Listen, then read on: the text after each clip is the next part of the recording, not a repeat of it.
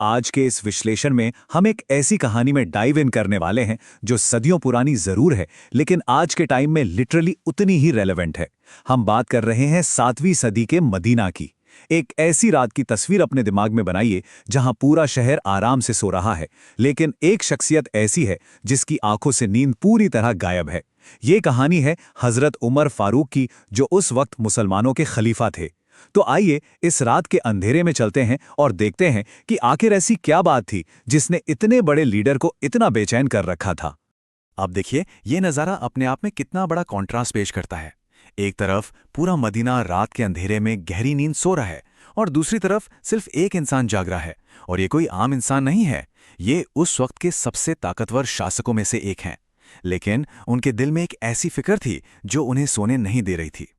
उनका क्लियर मानना था कि अगर उनके इलाके में कोई एक इंसान या यहाँ तक कि एक जानवर भी भूखा सो गया ना, तो उसकी पूरी जिम्मेदारी उन्हीं की होगी।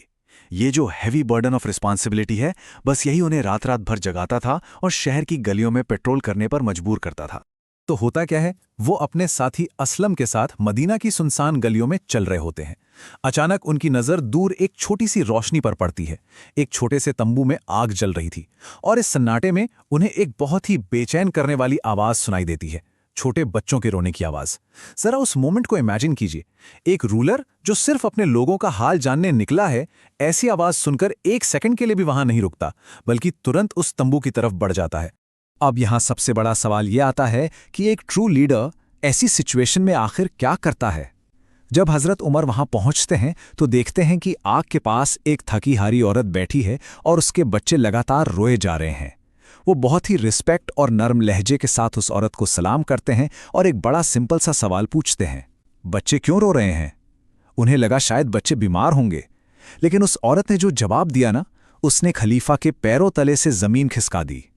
उसने थकी हुई दर्द भरी आवाज में कहा, भूख से। जब हजरत उमर ने पूछा कि अगर बच्चे भूखे हैं तो चूल्हे पर रखे इस बर्तन में फिर क्या पक रहा है, तो उस मां की आंखों में आंसू आ गए। उसने बताया कि इसमें खाना नहीं, सिर्फ पानी उबल रहा है। लिटरली वो औरत अपने भूखे बच्चों को सिर्फ ये इल्यूजन देने के लिए पानी उबाल रही थी कि खाना बन रहा है, जिससे बच्चे इंतजार करते करते थक जाएं और रोते रोते सो जाएं। एक मां की ऐसी मजबूरी सुनकर हजरत उमर खुद को कंट्रोल नहीं कर पाए और उनकी आंखों से भी आंसू बह निकले। वैसे इस पूरी सिचुएशन का सबसे हैरत अंगेज हिस्सा पता है क्या है? उस औरत को थोड़ा सा भी अंदाजा नहीं था कि जो शख्स उसकी तकलीफ सुन रहा है वो कोई और नहीं बल्कि खुद मुसलमानों का खलीफा है। उसके लिए तो वो बस एक अजनबी था जो रात में वहां आ गया था। ये एक ऐसी सिचुएशन है जहां हमें सच्चाई पता है, खलीफा को सच्चाई पता है, लेकिन उस गरीब मां को बिल्कुल नहीं पता कि जिस मदद की उसको जरूरत है वो ठीक उसके सामने खड़ी है। और तभी वो औरत अपने दर्द और गुस्से में एक ऐसी बात कहती है जो किसी को भी हिला दे। वो कहती है, अल्लाह उमर से हिसाब लेगा, उसे हमारी हालत की खबर क्यों नहीं? Just think about it. दुनिया के सबसे पावरफुल लीडर्स में से एक के सामने ये कहा जा रहा है कि खुदा तुमसे हिसाब लेगा। उनके साथी असलन तो सुनकर ही पैनिक कर गए। उन्हें लगा अब खलीफा गुस्सा हो जाएंगे, लेकिन यहीं पर हमें असली लीडरशिप दिखती है। हजरत उमर को बिल्कुल गुस्सा नहीं आया। उन्होंने बस अपना सर झुका लिया, क्योंकि वो जानते थे कि ये औरत 100% सही कह रही है। उन्होंने निहायत आजिज़ी से बस इतना कहा, अल्लाह तुम पर रहम करे। तो इस रियलिटी चेक के बाद उन्होंने किया क्या? उन्होंने एक सिंगल सेकंड भी बर्बाद नहीं किया। वो वहां से सीधे भागे बैतुल माल यानी ट्रेजरी की तरफ। वहां उन्होंने किसी गार्ड या नौकर को ऑर्डर नहीं दिया, बिल्कुल नहीं। उन्होंने खुद आटे की एक भारी बोरी उठाई, थोड़ा घी लिया, कुछ खजूरें लीं और उस पूरे भारी सामान को अपने खुद के कंधे पर उठा लिया। एक पूरे एम्पायर का शासक रात के अंधेरे में खुद अनाज ढो रहा है। ये एक्शन अपने आप में कितना ज्यादा पावरफुल है। जब उनके साथी असलम ने देखा कि खलीफा इतना हैवी लोड अकेले उठा रहे हैं तो उनसे रहा नहीं गया। उन्होंने आगे बढ़कर कहा कि ए अमीरुल मोमिनीन, ये बोझ मुझे दे दीजिए, मैं उठा लेता हूं। लेकिन हजरत उमर ने इसके जवाब में जो कहा उससे लिटरली हमारे रोंगटे खड़े हो जाते हैं। उन्होंने पूछा, क्या क़यामत के दिन भी तुम मेरा बोझ उठाओगे? सोचिए जरा, इस एक लाइन में पूरी फिलॉसफी छिपी है। उनका क्लियर मानना था कि उस भूखे परिवार की जिम्मेदारी उनकी है, इसलिए इसका बोझ उन्हें खुद ही उठाना पड़ेगा। इसके बाद देखिए क्या होता है। हजरत उमर उस भारी बोरी को अपने कंधे पर लिए वापस उस तंबू तक आते हैं और बात यहां खत्म नहीं होती। उन्होंने वहां सिर्फ राशन लाकर नहीं रख दिया, उन्होंने जमीन पर बैठकर अपने हाथों से आग जलाई उस बर्तन में खाना पकाया। आग फूंकते वक्त जो धुआं उठ रहा था वो उनकी घनी दाढ़ी में भर गया था। एक बार इस इमेज को दिमाग में लाइए। एक खलीफा जमीन पर बैठा है, आग फूंक रहा है, सिर्फ इसलिए ताकि कुछ गरीब बच्चों को खाना मिल सके। ये दिखाता है कि केयर और कंपैशन में कोई भी काम छोटा नहीं होता। और आखिरकार वो पल आ ही गया जिसकी सबको जरूरत थी। जब खाना पक गया तो उन्होंने सिर्फ खाना दे नहीं दिया, बल्कि उन बच्चों को अपने हाथों से खिलाया। वो तब तक वहां से नहीं हिले जब तक उन भूखे बच्चों का पेट पूरी तरह नहीं भर गया। और देखते ही देखते वो बच्चे जो थोड़ी देर पहले भूख से तड़प रहे थे, अब खाना खाकर खुशी से मुस्कुराने लगे थे। उन्होंने रोना बंद कर दिया और आपस में खेलने लगे। सच में किसी भी ट्रू लीडर की सबसे बड़ी जीत यही होती है। जब बच्चे आपस में खेलने लगे तो हजरत उमर वहां से थोड़ा दूर जाकर बैठ गए और बस उन्हें चुपचाप देखने लगे। जानते हैं क्यों?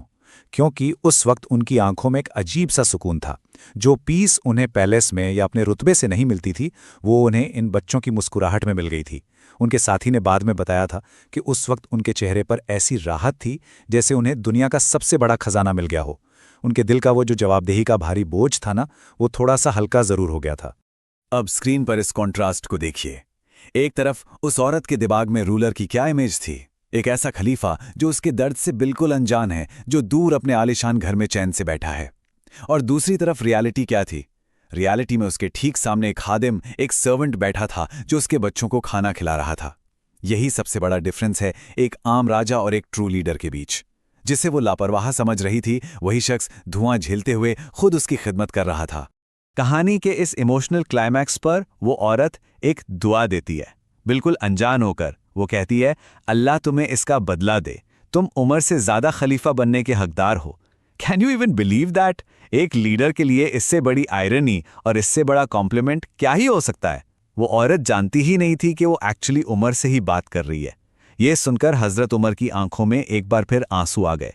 उन्हें समझ आ गया था कि लीडरशिप का असली मीनिंग लोगों की नज़रों में तभी है जब नेता उनकी तकलीफ में उनके बिल्कुल पास खड़ा हो।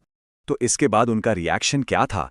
क्या उन्होंने अपना टाइटल बताया कि अरे मैं ही तो उमर हूं? बिल्कुल नहीं।